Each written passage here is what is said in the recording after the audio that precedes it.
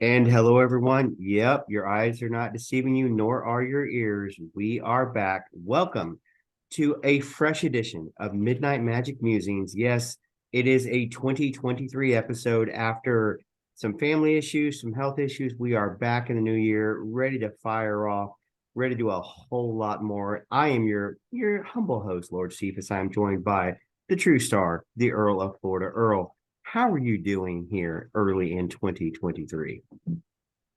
It's 2023. You made me think for a minute there. Is it 2020? Yes, yes. We've actually crossed the threshold a few days ago. Well, in that case, I'm having a wonderful year. I mean, we're only 5 days in, so how bad could it be? That's not a challenge, 2023. Do not take it as such. I think 2020 and 2021 and 2022 have taken that challenge up. Let's not taunt the bull by waving the red in front of 2023 if we can. But it's good to be back on here with you. It's good to hear your voice, see your face. It's good to do some recording as we go forward. As we said, we had some things over the last couple of months that prevented us from being able to record, but it looks like those things have kind of settled themselves. We're going to be able to move forward. Very excited about doing that. We are going to continue doing the Midnight Magic Musings here on this channel. We're probably going to have one or two other shows as well that are going to be genre specific. We're going to be mentioning some details on those over the next couple of weeks. We want you to stay tuned for that. We appreciate all of our listeners liking, commenting, subscribing, whatever it is you're doing. It really does help us with the YouTube algorithm. We appreciate you for that. Well, Earl, let's get into it. Do you have anything fun that you did over the holidays that might be sci-fi, fantasy, entertainment related that you might want to talk about before we jump into our topics for this week? Well, I did go camping. That would be more horror because I brought my children, Oh, but yes. not the subject matter we want to talk about. So, Uh, so there was no Michael Myers or anything like that. It was children related. I was willing to play the role of Michael Myers, except I think a great movie that should be done is Michael Myers trying to get away from the kids. I can Did watch and I can understand and appreciate, him finding just wanting to get away and then not letting him and following him and chasing him around. Don't they sort of do that with that one Geico commercial where the teenagers are hiding out in the barn where all the chainsaws are hanging? Yeah, I kind of feel like that fella just wanted a break, but just can't get one. Yeah, I mean, I kind of feel bad for the man. He's just in there minding his own business. They're trespassing on his land, but I digress. These things Uh, happen. uh, I would say I did. I took up HBO Max on the opportunity to watch Black Adam. All right, cool. At streaming, and without giving uh, any real spoilers, anybody who's seen the trailer knows that there are several characters in the movie, and I would say that if you're a fan of Pierce Bronson, who portrays Doctor Fate, you see in the trailer, or Aldous Hodge, who plays Hawkman again in the trailer.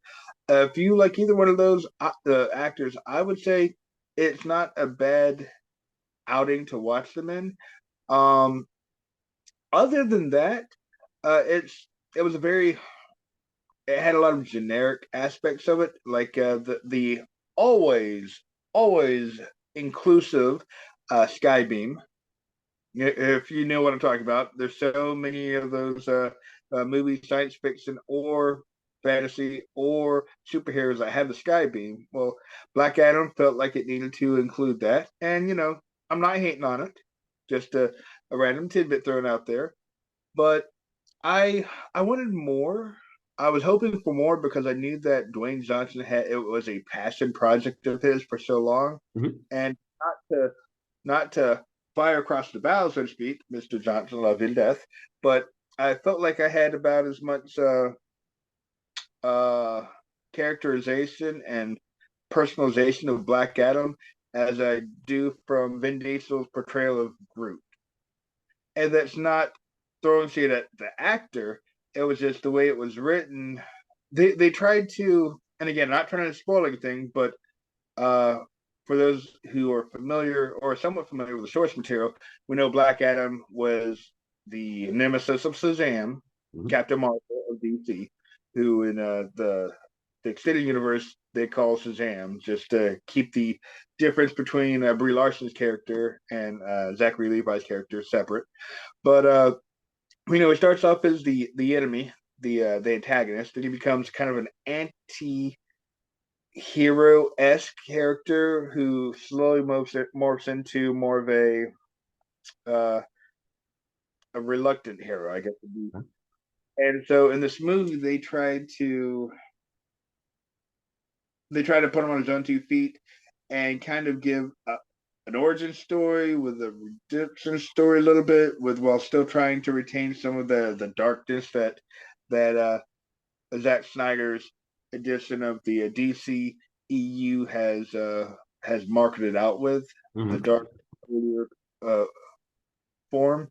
So I mean, I think it's a very I think they had a lot of things going for it, maybe a little too much crammed in there, and it was just I like Pierce Brosnan and I like Dwayne Johnson and I like Aldous Hodge. So if you're looking for something that you can just watch and eat popcorn and not have to pay a close attention to, then it's a nice little burn of a few minutes. But for those of us for those of our viewers who are concerned with there is a certain element of supernatural in this film, which I was not aware of.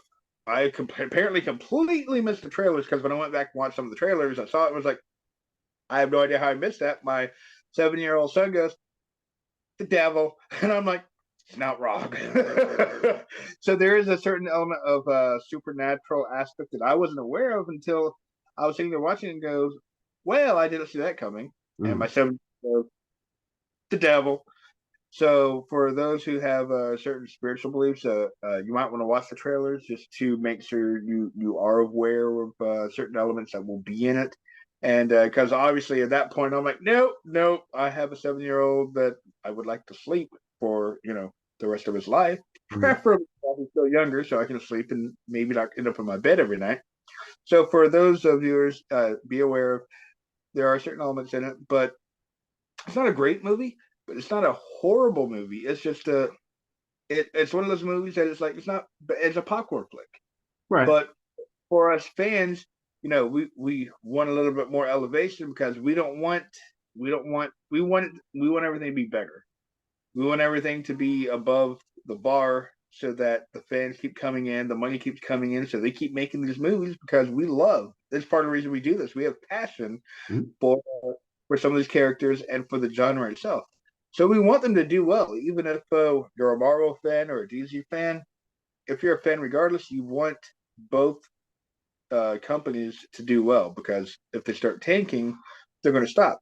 So, I had hopes for high hopes for Black Adam, and you also have to temper in the fact that we don't know what's going on in the background, the politics aspect, and I think to lead into that, do you want to touch on the I don't know if we want to call it a retirement or a burial, a funeral for a friend of Zack Snyder's DCEU, and the birth of our favorite James Gunn, director of Guardians of the Galaxy's take and piloting of the new DCEU. I'll get to that. We talk about the Snyderverse. I guess we have the Gunnerverse. I don't know, Gunnerverse. I'm not really sure what we're going to call it now, but yeah. So a lot of news broke. Yeah, a lot of news broke over the holidays, a little bit before and just after. We saw Henry Cavill, who is everyone's Superman, that they want to see get another run with the cape and the S. And he returned. He did, but was unceremoniously dumped rather by Warner. So he's out. We saw Gal Gadot kind of get quietly shuffled out the door, you might say. Jason Momoa, even before Aquaman 2 has officially dropped, looks like he'll be moving on. The Batman, it looks like Robert Pattinson is going to eventually be the Batman of this generation, as they kind of have sidestepped Ben Affleck and a returning Michael Keaton. It's just a weird time, really, for me. Watching DC stuff. The Rock, who you just referenced, maybe not the best movie, maybe not the highest grossing movie ever, certainly not. Um, I guess they do financial accounting, numbers move on a ledger all the time. You can make numbers say whatever you want. But yeah, it's interesting that that's kind of taken place. And I know this week it was announced that Warner Brothers DC is not opposed to continue working with uh, who is the Flash? Having a brain struggle here. Yes. So or actually, more specifically, Grant Gustin. well, yes, from the Arrowverse, that is correct. Which that'll be coming up in its final season. Yeah. Over the next couple of months too. So yeah, it's very interesting times for what DC is going to hitch their wagons to, so to speak. I don't know how great a decision this is, especially when you have a fan base that seems pretty set universally on wanting certain characters to be portrayed by certain actors. Now, I do understand you cannot always give the fans what they want, although it's usually a good thing. But sometimes you have to rein it back in. You have control of the IP. But this again, it's going to be very interesting to see how this decision works. You mentioned it. We want DC to do well because we want more DC content. Whether it's in a movie or whether it's in a TV series, it looks like everything's moving over to what you were talking about, HBO Max, or just Max. I think they're going to eventually just call it. Um, all that content's moving over there. Well, Stargirl's gone away. The Flash is going away.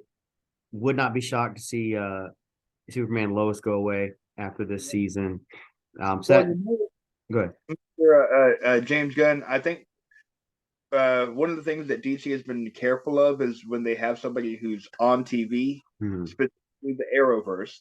When they have somebody on TV, it's because they're released from the film aspect. Right. They don't like having two different versions. So if you think about it, Superman and Lois was given the green light during the Henry Cavill hiatus, so to speak. Mhm. But Gunn said that one of his first projects, in fact, the first project he was to focus on is the Superman project, which is a younger Superman, not a year one Superman, but like a year two Superman. So in that, to me, that says as much as I love the version Tyler Hoechlin does on Mhm. Superman alone, it means that season three might be it. And Unfortunately. it's weird to me because we lived through Smallville. Now, for those who don't know, there wasn't always a CW. There was actually a WB and a UPN. They sort of merged together there in the early 2000s. So we go back a long way because we're old. To Smallville, which I enjoyed that series quite a bit, at least up until the final couple of seasons. But there was a mandate. There is to be no flying, no cape wearing. No Um, case flying. Nope, nope, could not happen. And even though it was a good series and had a very long run, it still left fans wanting more. They kind of sparked a little bit of the nostalgia when they brought back Tom Welling for the Crisis on Infinite Earths for like a 4 minute uh, A uh, little fan service. interaction with not even his Superman, but the Superman. I'm sorry, the Lex Luthor version that they were using On on crack? yes, on Supergirl. He was Lex Luthor. Yep. Rather than, Michael Rosenbaum, who had been approached, but didn't really appreciate the way he was approached, didn't feel like he was respected. From what he said, not my words. And you can Um, catch that on their podcast. you certainly can. What is that? Is that I think it's inside your head, I believe, with Michael Rosenbaum. It's an excellent podcast. But they've had starts and stops of some nostalgia that I think would appeal to some of the fan base. And right now, I think in our world in general, but definitely in entertainment, there definitely needs to be some uniting going on rather than more division. Yeah. I think this is gonna further separate the fans, and we could go down all the fan bases. We're getting ready to transition into Marvel, which apparently just lives to be fractured. Um, there are those who say Disney just buys IPs, doesn't really do anything with it. They don't create anything. They just work with what they buy. And you can make a fair criticism with that because some of their creations upon procuring these IPs have not really been well received by the fan base. It seems a lot of it has been divisive. In fact, we were talking about Marvel. Just a couple of things that we're looking forward to coming out here in the new year. We're going to see Marvel Phase 5 finally kick off. They finished Phase 4. That was Black Panther Wakanda Forever. Yep. Beginning with Phase 5, just a couple of things we wanted to talk about this week as we're kind of just getting our feet back under us. The very first movie coming out for Phase 5 is Ant-Man and the Wasp, Quantum Mania, where Kang the Conqueror is going to be the main bad guy in that. Although there has been merchandise released where they tease, and I emphasize they tease, an appearance by MODOK, which would be tremendous, right? Yep. The only time we've seen him recently in a Marvel series was in the Hulu series. That I didn't really catch a very large fan base. It's going to be interesting to see how it goes. I mean, they've set this movie up in a way where it looks like Ant-Man is in mortal danger. It doesn't look like it's doing too well. No, and I don't know. Thanos had a bunch of movies to kind of tease him, show him in the end credits.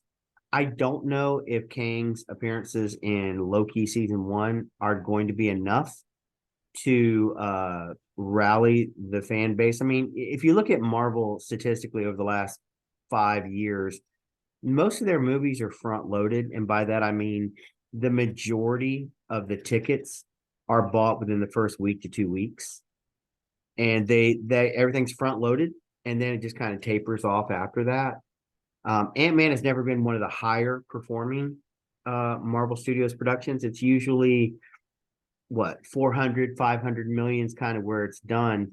With inflation, the numbers might kick that up higher just because the ticket prices are higher. But that's going to be interesting to see. You have Scott Lang going to be in it. You have Evangeline Lilly's character is going to be in it as well. And then you have the return of I was a big fan of Michael Douglas's portrayal as Hank Pym. I loved him as that, and then with Michelle Pfeiffer as his wife, I was okay with that. I wasn't blown away one or the other, but it's because, I mean, in all honesty, Paul Rudd steals a lot of scenes. He's like 100, but he looks like he's 40. I mean, he's all or 30. He always portrays very well on the screen. One thing to note that I think is interesting is they're recasting Cassie Lang again in the movie series. And I really do believe, whether it's in this movie or as time progresses, you're really going to see the mantle kind of pass to her in terms of being the superhero of the family. I think that's just a natural transition for that to take place. Now, this movie is scheduled for release on February 17th. So what, about a month? Well, only about 6 or 7 weeks from now from recording. So that's the first one up. And then again, Kang's supposed to be the big bad next year in the Captain America movies or in the new Avengers movies, however they're going to work that out. Well, I mean, if you want to think about it, to talk about Major's character, Kang, obviously. Dr. Major's portrayal, he was in Loki season 1. Spoiler alert, whatever. But there have been a lot of fan theories, like they've watched the Loki series, and then watched the Doctor Strange and also the Spider-Man No Way Home, where they would play at the end when he was sitting there in the final episode of Loki. They would play the sound effects to that, and it would line up with the sound effects that was being made in Spider-Man when everything was fracturing, and he would be like, "This is new."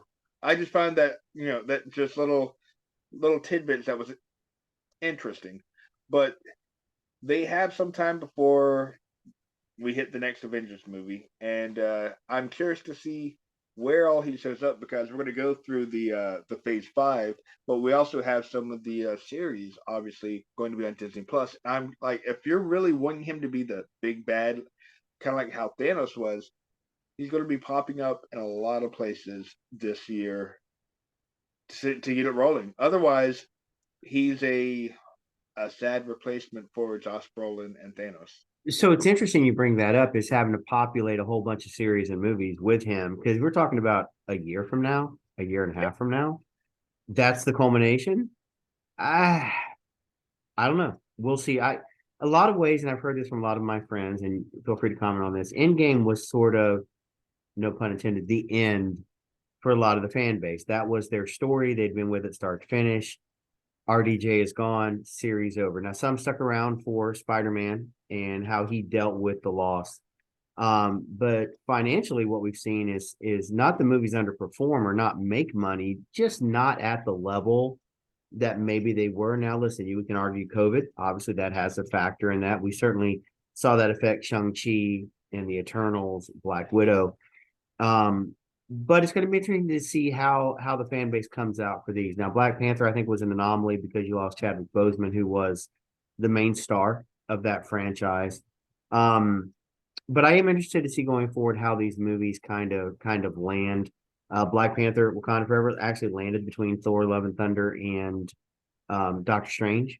So it was actually, so it again, $853 million is not something to throw a fit over, it, it especially Chadwick Boseman. it's not, but the reality of it is not as many people went and saw it as saw the first one. Now, different reasons, Yeah. but ultimately, and I think this is something DC has to look at just as much as Marvel and really all entertainment properties.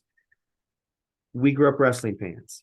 We still are wrestling fans on the periphery, and that'll be one of the things we'll be talking about on this channel. So if you don't like wrestling, that's okay. We won't do it to you here, but there'll be shows that'll probably talk about it as we go on.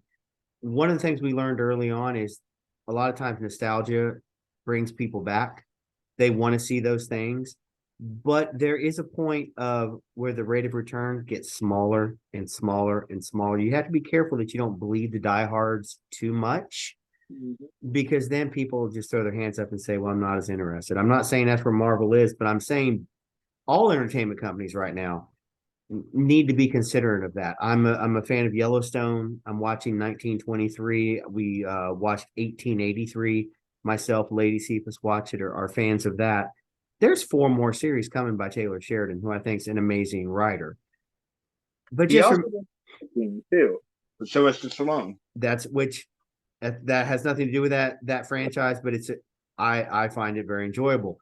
Yeah. But I think there is a point where you oversaturate, especially in an instantaneous market now. And I think Marvel and DC are dealing with that. They've now got years and years and years of a library built up.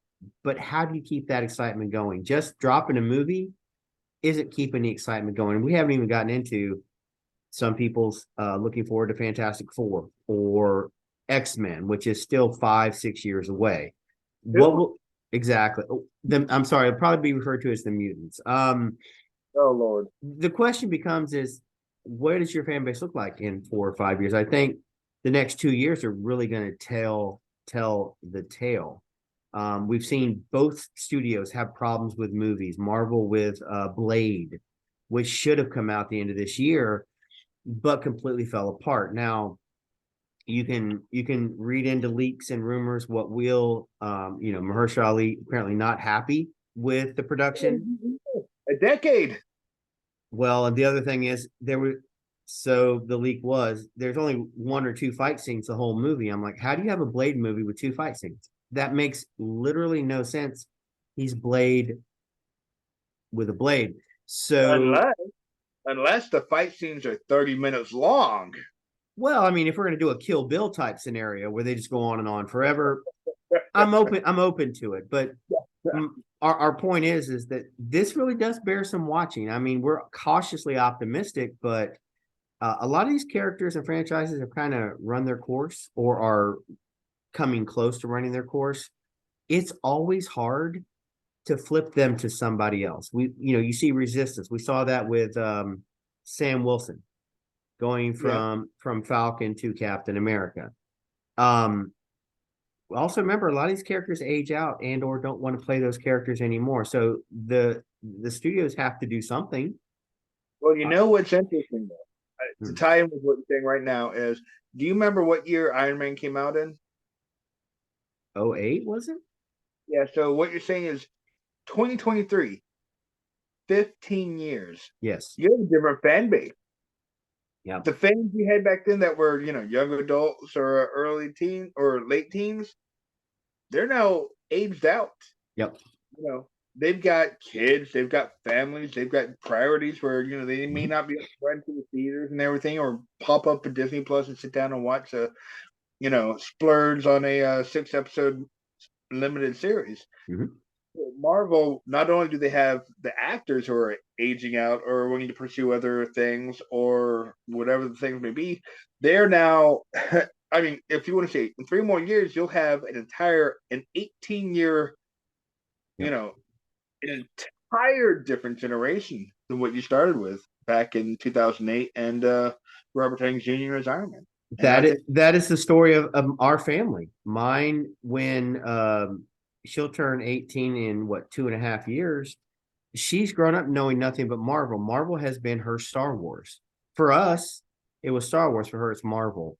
But she'll hit a certain age where she'll be like, I don't need to see that. She went and saw Wakanda Forever, loved it. Good yeah. on her. Good movie. I just have to ask the question, how much more can you squeeze out of these franchises before you do start seeing some of the numbers move? And again, that's more of a discussion for Hollywood kind of being put through the entertainment ringer. But there are some fair questions there. And we were talking about the amounts of money. You look at what Avatar is just crushing the box office because literally there's nothing else. And it could have been worse. I mean, they could have far more money, except we got hit with some just awful weather before Christmas that nobody was getting out in most parts of the country. They're like, no, it's not safe or we're not doing it. Opening around Christmas sounds like a good idea unless Christmas Eve's on like a Saturday, because then no one goes to the theater statistically on Christmas Eve. So they've had to deal with some of those issues as well and still done extremely, extremely well. So there is an appetite for movies. Well, they released in London on the 6th of December and then started releasing in the US on the 16th. But Mhm. they have hit $1.5 Yep. billion so far. So while they're not the numbers that everybody wanted to see yet, I'm like in America, you've been doing it for a little over 2 weeks. Yep. In England, it's been a month exactly. Mhm. And you're at $1.5 billion. Y'all may want to say it's you're not happy. I would be thrilled. And it really just depends on what the real numbers are. Yeah. If indeed Cameron was telling it, and he kind of walked it back the other day, sort of kind of saying, well, because it's just my opinion. I think because it's taken 10 to 12 years to get this off the ground, there are a lot of costs in it that may not even appear on the budget sheet anyway. He may be telling the truth at the beginning that, hey, you do need all this money to cover all the expenses through the years of what we put into it. So maybe it is 250 $300 million movie plus advertising. Add another 250 300. I'm not saying that's not possible. Yeah, they're saying around that right now they're with the because we know that they did 2.5 films at the same time. Yeah. I mean, literally at the same time. So right now they're saying it's around $460 million for this film. That's been spent. That spent that with advertising and with their portion of the $1 billion for the 3 movies that they were already filming, right? And the way this usually works is you need a 2 times multiplier usually to make money. So 2 times whatever your expenses are. So let's round it up. Say Let's it's a say half a million. Yeah, just for ease of numbers for me because I'm not a math guy. 1.5 is 2 times. yeah, So you will be coming, if that's your number, right into the place where all of a sudden you're at least you're at the break even point. 3 times, brother. Two That's times is 1 million. my bad. But you have to be at least 2 times what you are. So you're in a place now where you're at least close to breaking even if you haven't already. Now, if the number's a little higher, well, then your numbers have to go higher. And the other kicker in this that people have to understand is just because you make 1.5 billion, you didn't make 1.5 billion. Exactly. You get 53% of the money back from the theaters here in America. And you get Less. 43% overseas. China, different animal, they do 25%, whatever. So when you take those percentages out, It's worth it. So when you take those percentages out, you don't really get 1.5 billion in the kitty. You get whatever those percentages are Yep. back to you. And so that's really why every movie needs to get as high as it can. Because people make the assumption, well, they made a lot of money. Well, yes, the numbers are good, but the studios don't get all that money. And so I'm happy to see Avatar's doing well. I would like to see more Avatar movies. I have some friends who are like, no, no, no. John Carter's a better story. You know what? If that's your jam, good on you. I don't have a problem with that, but I want to make sure, hopefully, as a fan base, we're not just downing everything that comes out because it's not to our liking or we don't like the studio. Did you Give them. listen to John Carter? I didn't say that. I said I know people We're in gonna my be personal circle. we're gonna be blacklisted from Disney now. Thank I, you. You know, I I'm just telling you what has been said, not by me, but by people I've had conversations with that are very much they're anti-Avatar for whatever reasons, and I'm not going to go into those. But you know how I am. Like what you like. I don't have to like it. You don't have to like what I like. It's okay. We can still be friends. But going back to the Marvel stuff, I'm sorry I sidetracked us there. May 5th. May 5th is a very important date for me this year. That's Guardians of the Galaxy Volume 3 comes out. And my stance, if Rocket dies, I riot. So I hope they kill him in the most emotional way possible. you don't want that. You don't want me recording with like my mascara running. I don't even wear mascara, but I would be running if that happened. I'm looking forward to seeing Stallone and Rosenbaum coming back as the older, the Ravagers, the higher. I mean, Right. that was fun to see. It didn't really do anything one way or the other. They could have had anybody in there to do it, but I'm like, it was still like it's Stallone. And did that sound like Lex Luthor? That was Michael Rosenbaum. So Diamond. it's going to be interesting because they're introducing the High Evolutionary as part of the Adam Warlock storyline. It started 14 years ago. It feels like in Guardians 2, but I guess we'll finally get the payoff now. I expect a highly emotional movie. Drax, Dave Bautista's already come out and said he's done after this, so I expect he is a potential casualty. Or you know what, they may not casualty anybody. Gunn might just say, you know what, go off and have a nice life with Mantis or something like. I could see it going that way too. But that one's going to be an anticipated one that hopefully hits very high numbers when the time comes. June 2nd, we have Spider-Man Across Spider-Verse. That's not my thing, but I know you and your oldest son enjoy it very much. I know he's looking forward to it. Yeah. Actually, both my boys and one of my girls love not just the they could sit there and watch it over and over and over every day if they wanted to. Mm-hmm. I didn't, prefer the little bit of sanity I have left. But it's a clean animation, a good little storyline, all these different spider characters, and let's face it, the soundtrack is addicting. It is addicting, and from the trailers, it looks like they kept the theme, Mm-hmm. the spirit of the first one in the trailers for the second one. So I'm actually looking forward to seeing it myself, and I know my kids are too. So we'll see if they can knock this one out like they did previously. So interestingly enough, they're adding some additional Spider personnel to the cast. You've got Spider-Man 2099 coming on, played by Oscar Isaac. You've got Spider-Woman. Been wondering when she was going to show up, and then Spider-Punk will be there as well. So we'll see how that goes. July 28th is going to be The Marvels, consisting of Brie Larson's Captain Marvel, Kamala Khan's Miss Marvel, and Monica Rambeau. I guess we're gonna call her what exactly? Proton? Monica Rambeau is what I'm going with it Okay. until I know what they're going to do with her.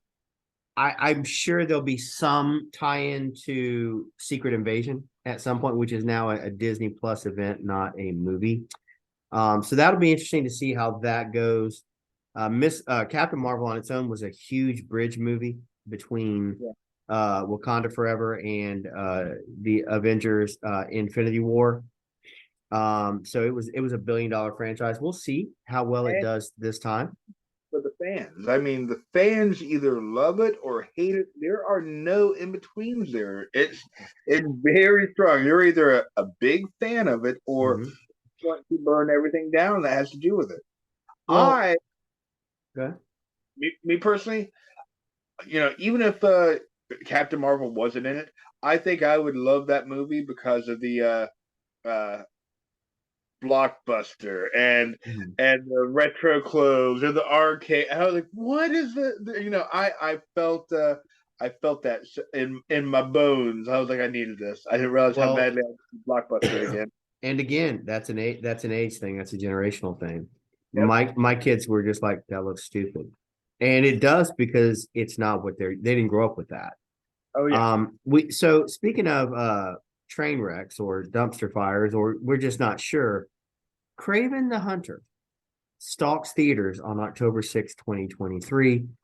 Craven the Hunter is starring Aaron Taylor Johnson. Yes, he was Wanda Maximoff's brother. He is now going to be Craven the Hunter from the Spider-Man series. Now, previously, yeah, they said this was going to be tied to um what was it? Venom. The well, yes, but they were going to tie it into Craven's Last Hunt, which is one of the more famous story arcs that he had, where he was trying to hunt down Spider-Man. I don't know if they're ready to do that just yet.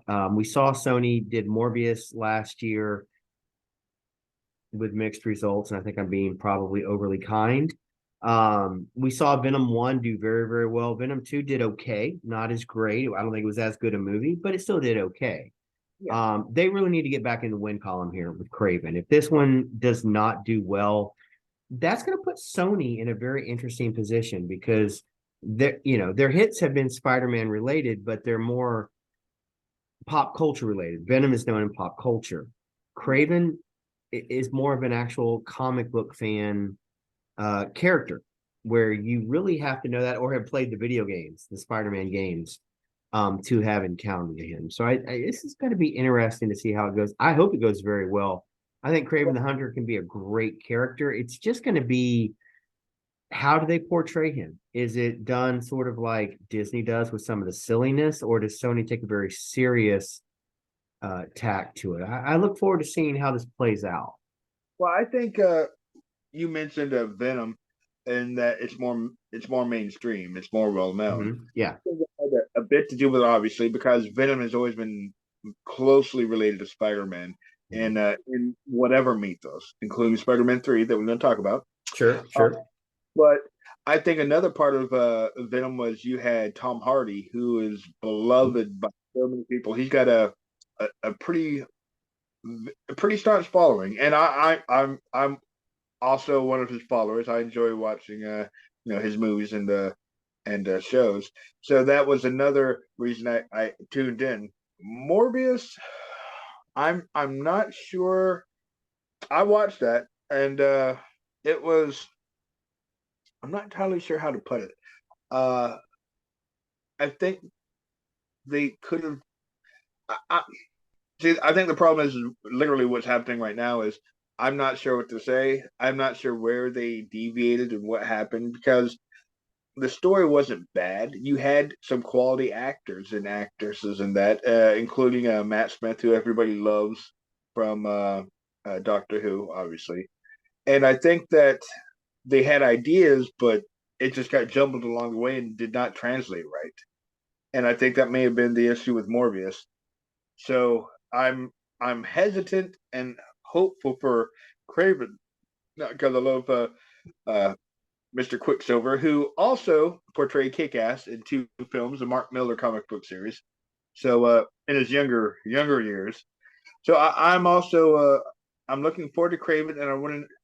It all depends on how he's portrayed and how Mhm. he's written. So I'm hopeful, and because again, like you said, if it misses here, if it's a misfire, Sony's Sinister Six idea Yep. of a multi-film franchise interconnectiveness is going to be nearly nearly dead at this point. Well, you start talking about Madam Web, who is Yeah. supposed to be having a movie, and again, I'm one of those folks that thinks, if it's a niche character, your marketing better be good. You better tie it into something a little bit more mainstream. And so I think this is going to be, I hate to use this term, but kind of a referendum on Sony's movie making ability in terms of the Marvel franchise as a whole. So that's going to be very interesting to follow.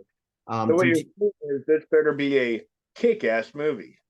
One could say that, yes. I wouldn't, but one could say that, yes. A couple of other series that are going to be premiering on the Disney family of channels, not just Disney Plus, although it will be on Disney Plus shortly thereafter.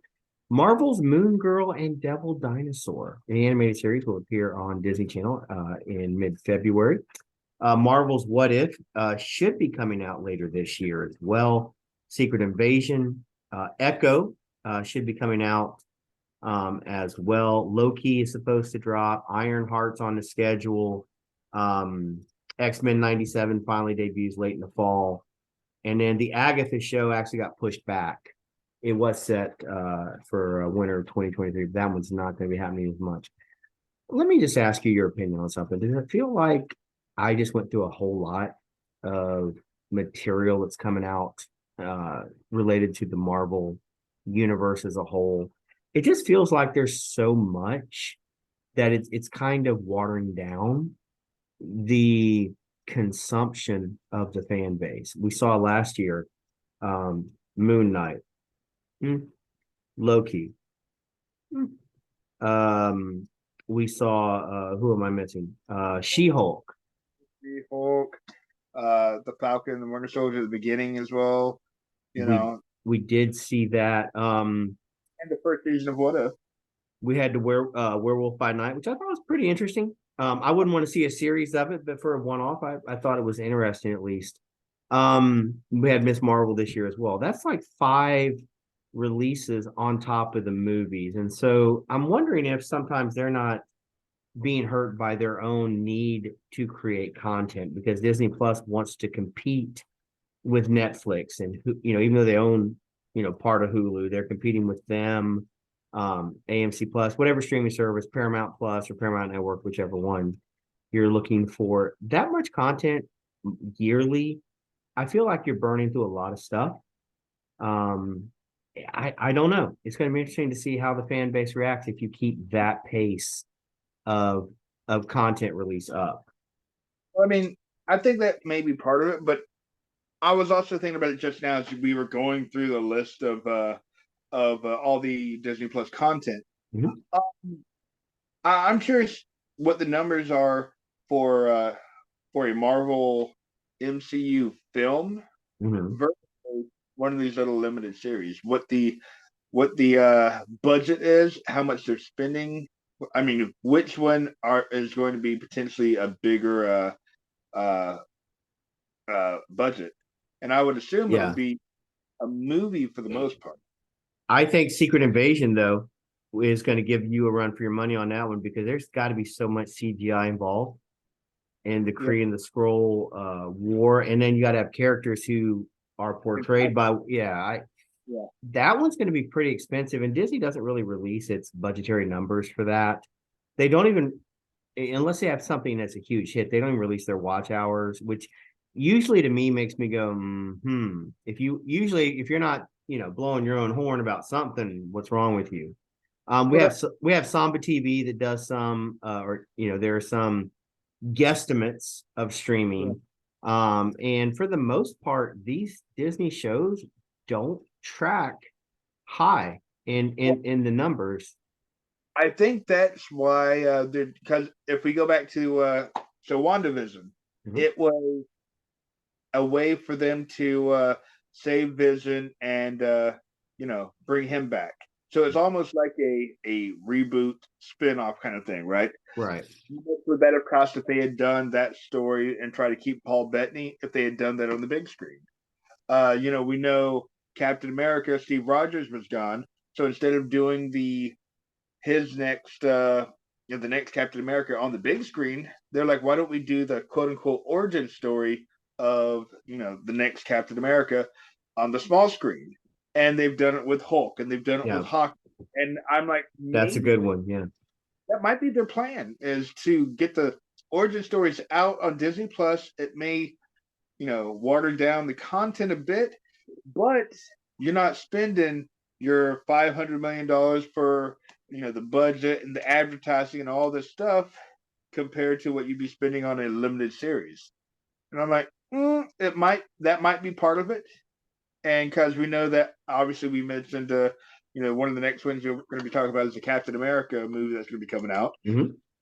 So the question is, did they do that to get Sam cemented as the new Captain America, so that the next movie can just hit it running?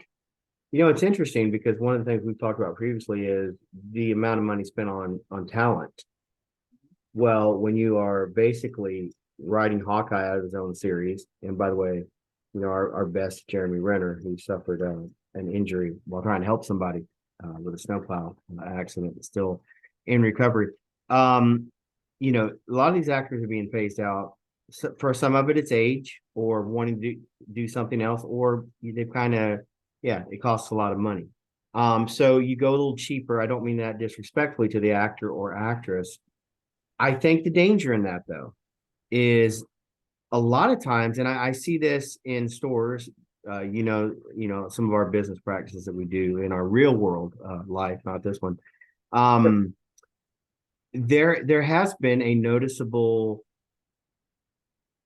pushback against some of the derivative characters. By that, I mean derivative means more of the same one. So in this case, you have a Hulk, now you have a She-Hulk, and a Scar Yeah. out of nowhere with no explanation, which I'm not even going to get started on that. But we've seen that with we saw Shang-Chi get clearance quite early because there wasn't a gravitation towards the toys, and that's one thing that I watch pretty closely is, okay, what are your toy sales? Because that really tells you what characters are connecting. Like when Black Panther came out, there were dads out there buying toys for their sons to play with. They were proud to bring home a Black Panther toy, right? Yep. Captain America, Iron Man, the original, the Peter Parker Spider-Man, those are always your top sellers. Always. Even if there is not a movie out, slap their picture on a blanket. Everybody buys it. Slap it. The Spider-Verse, Miles Morales did a great boost for his reputation with the toys, though. You know what? I don't think he's a bad choice to move, but I still don't think you're going to get the sales of the original Spidey. And so what's interesting is, and I know this is not a road we want to go down tonight, but a lot of the retailers are pushing back, saying, why are you forcing us to carry product we know is not going to sell? And so what Disney or Hasbro's having to do, or a lot of, or Warner Brothers with their distributors having to do, because Hasbro does for them as well, they're having to sell back their stuff and eat costs. So now they're wrestling with that one. And I do wonder sometimes, and you have 5 children. My family grew by 1. That's one of the reasons the recordings weren't as frequent. So I have 3. Most of them, except for the youngest, don't play with toys. And that is a huge component of the movies. You go watch the movie, you go to the store and buy a toy, you go home, you play with it, and that keeps you engaged until the next whatever. And so it really is a changing world that we're dealing with entertainment wise. Those have been components that have been kind of linked together. Now it's kind of fracturing a little. And so how will these companies, what will they need to do to meet the demand or to create demand for their toys? So I think it's an interesting discussion. We'll keep track of it as we go through. But yeah, those are some of the Marvel things that we're excited, that we're looking forward to. There's some other things that are not Marvel or DC. There is more in the world than just that. I'm looking forward to the Negan and Maggie spinoff, the Dead City from The Walking Dead. Yes, I was a faithful fan and watched the entire run, so I'm looking forward to that. I know they have the Rick and Michonne series. We'll cover it because I'll talk about it whether Earl likes it or not, which is interesting. Yeah, I caught up. Thank you. Before the final. That's true. That's true. That's true. I have the Facebook messages to show it. Yes, that is correct. So that's interesting to me. I did notice that they talked about a first season for the Rick Michonne series, and it became no, it's just 6 episodes. A lot of vacillating there, so that's gonna be interesting to see. But speaking of The Walking Dead, this is a precursor to The Walking Dead. It's not the same franchise, but one of the things I did over the holidays, I woke up one morning, couldn't sleep, which is often, and I sat up and I turned on TMC or TCM, which is Turner Classic Movies, and they were airing Night of the Living Dead, 1968, George A. Romero. And I sat and watched it, flanked by my protectorate, Lola and Henry, one on each side. And I got to tell you, dude, it still holds up quite a bit. Oh yeah, It's also far more graphic than I remembered seeing as a kid. I missed the nudity, and I'm not sure how, but I'm just like, yeah. I'm trying to cover the dog's eyes as we're watching this, and pinch mine tight. But I'm like, I had forgotten about all of that, but it really does hold up, and that's really the standard for where any of the franchises made. And by the way, we're always talking about how a franchise makes money. They've made that movie off somewhere between 115 and 125,000 dollars, and scored $30 million. Yep. I don't even want to talk about what with adjustment for inflation, how much money that really is today. But good on them. The other thing I did, I have to confess my sins, and Earl already knows this. I actually sat down and watched The Lord of the Rings, the trilogy, and the Hobbit trilogy. Yes, I did. I knocked them all out within about 4 days. So now the Sean Bean meme on Facebook makes more sense. You'd have Um, to make a Sean Beam reference. it makes more sense to me.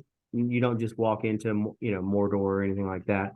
So now I get that one. I thought they were good. I enjoyed it. I got to watch it with my friend and Lady Cephas, and had a good time with it. So I got to spend the holidays catching up on some older entertainment, but some things that were new to me because at the time they came out, I just wasn't particularly interested in that particular kind of fantasy. But I've gotten older, and your tastes change, and you want to try different things. So I did do that as well during the holidays. So I'm happy to report that my nerd card is still valid, and it's been renewed for another 4 years for that certification.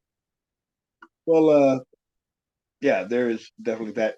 You're also going to be checking out the Amazon series, from what you've told me, and you're going to I have to will. fill people in on that and let them know exactly Mhm. you like that. I But will. I look forward to seeing it. I know for some people it was a fight or there was some division there. I look forward to just seeing it like, hey, well, what do you got? I saw the other, just give me something good. It's all I ask for. I'm not that person, at least in this franchise, who worries about every little bit of continuity, mainly because I don't have years and years of like we do with Star Wars or Star Trek or Marvel or anything like that, where we've watched it so many times, we know the continuity yeah. backwards and forwards. So that would be interesting to see as well. Well, Um, out of curiosity, did you ever look at the budgets and the gross for the Lord of the Ring films? they were big. I know the third one, the Return of the King, won an Academy Award, which may be the only movie that's won an Academy Award in the last 25 years that I've actually watched. So there is that. Yeah. But no, I didn't spend too much time looking at their growth. Well, But here's one for you. okay. So, the Fellowship of the Rings, the budget Mhm. was less. And remember, they filmed the three films simultaneously. So, Okay. but the first one was 93 million, is what they claimed it as. Hmm. The box office was $897 million.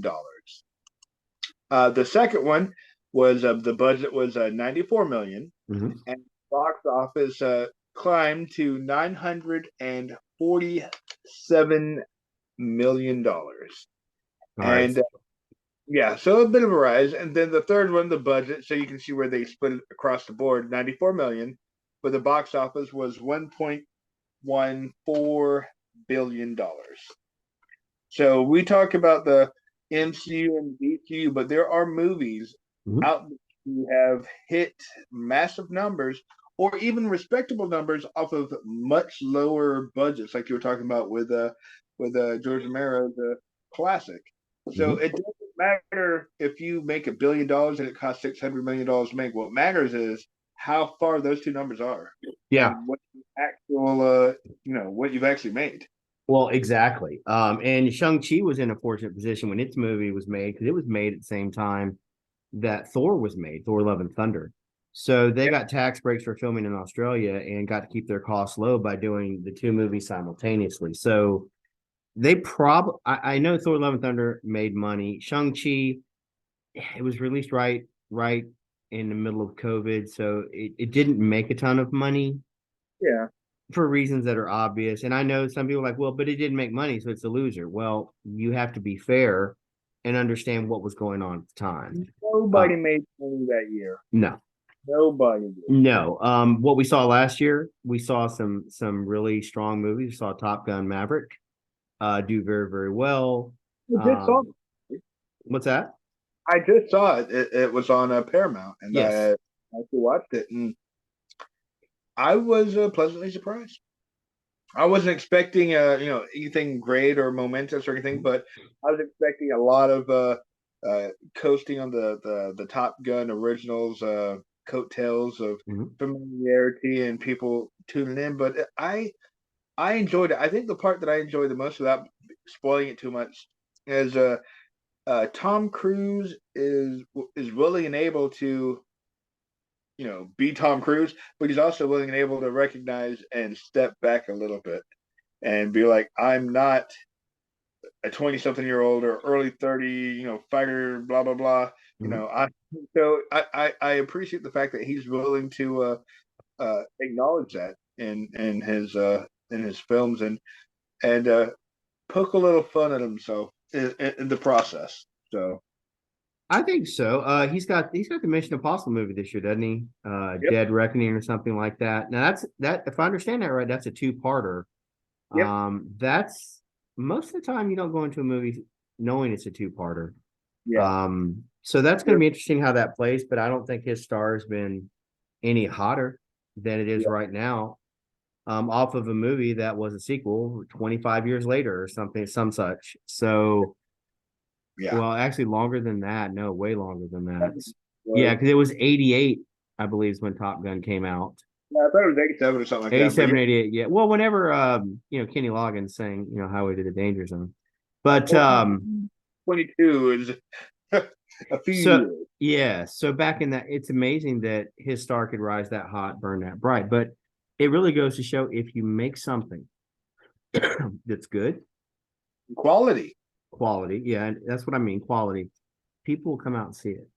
Yeah. Even with the inflated prices, we talk about that. Just give everyone an example where I live, it's $18.25 for a movie ticket. That's not IMAX. That's Nope. not enhanced viewing. That's just a normal ticket to a 2D movie. So it's pretty expensive. So taking a family of five to the movies, yeah. So that's not out of my price range because then they want snacks and they want to eat. And that's another two or three times what the ticket price is. So Ad comes in. So, yeah, guys, like and that's subscribe. here's one packet of ketchup. Everybody, take a squirt.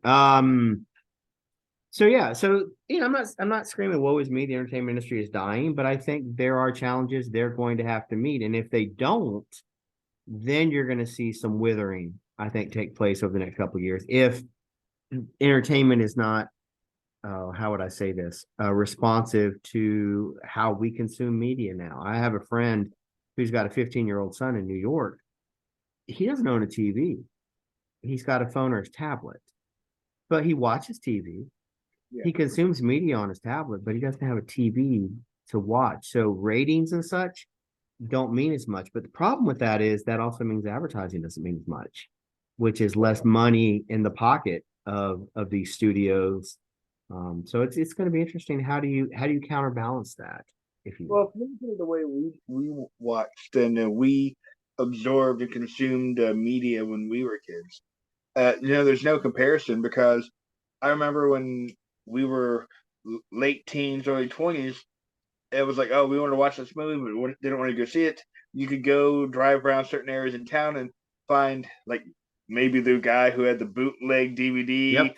with a shaky cam going on. Mhm. now you can get online and stream, I mean, like DVD quality, and Yeah. it's ridiculous. And that's part of the difference between where we were Yes. and where it is now. And so, like you were saying, these companies have to take in, they're going to have to decide, what am I going to have to make to be profitable? Mhm. How much can I cut back spending and still make quality? Yes. And as you were talking about the prices of theaters, not everybody's going to go to pay $25 for IMAX, Mhm. and popcorn and soda and kick back and see a movie. And then if there was just two kids and a spouse, it adds up quickly.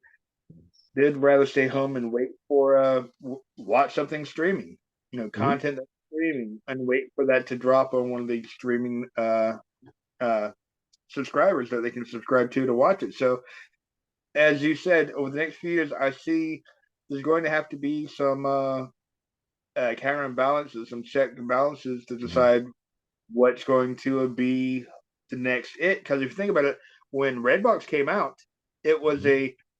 we mail you a DVD Yep. or Hmm. or a video game, mailed it to you, you watched it, you sent it back. Yes. And then all of a sudden, red boxes all over the place helped Hmm.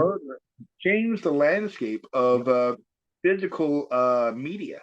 Yep. And then Netflix came along, and again, it completely changed and revolutionized how we consumed media to where we got so far away from physical content, it all became digital content. Mhm. And now we're on the cusp of another change. I don't know which way it's going to go, because if I did, I'd be putting my money there.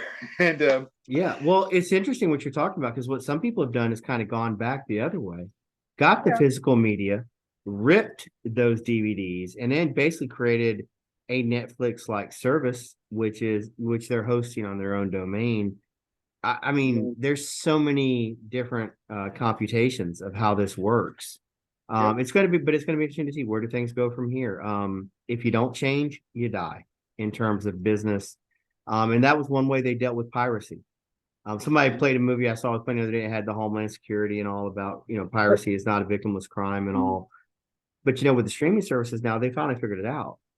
Okay, we'll just put on a streaming service, make you pay $9 a month or whatever the cost is. You don't have to pirate it anymore. Remember, 06, 07, 08, we were using, I mean, I've heard of people were using BitTorrent. Um, and it would what's take, that? yeah, I don't know. exactly. Exactly. It would take 2 or 3 days to download something on a dial-up. And Yep. then you hoped you were getting what it said it was. You didn't really know what it was until you opened it. Now, the young kids won't understand that. That's okay. But for those at a certain age bracket, you'll understand and appreciate that. Uh, um, as we kind of get ready to wrap up here, like I said, we have some new things we're going to be trying, so we hope you stick with us. We're going to have some different genre shows that'll be themed certain things. We'll try and bring some guests back. I know Broken Ansible definitely wants to return. I'm not sure the world is ready for it, but I know he wants to come. And it's always interesting when he gives his opinions. He's unfiltered. He's Yep. honest. He's not going to give you any kind of double talk. This is how he feels. This is who he is 24 hours a day. So I look forward to hearing back from him and some of our other cavalcade of guests and some new ones as well. Yep. So with that, Earl, is there anything else you want to talk about this week before we call it? No, I don't think so. I think we've covered the MCU and DCU pretty thoroughly. Mhm. But next week we'll be touching on a few other things that we didn't have time to even mention. And That's yes, right. we will be returning. So check your bat time and bat channel. We are returning. That is correct. Next week, I will be in an undisclosed location as my day job forces me to travel several states away, but we will still record and still have an interesting episode. I guarantee that. So, on behalf of the Earl of Florida, our star, I am but your humble host, Lord Cephas. We appreciate all of you listening. We appreciate you watching. We appreciate your comments, your feedback, your likes. Share this out, subscribe. It really does help us, and we do appreciate it. For the Earl, I'm Lord Cephas. We will see you again next week. Take care, everybody.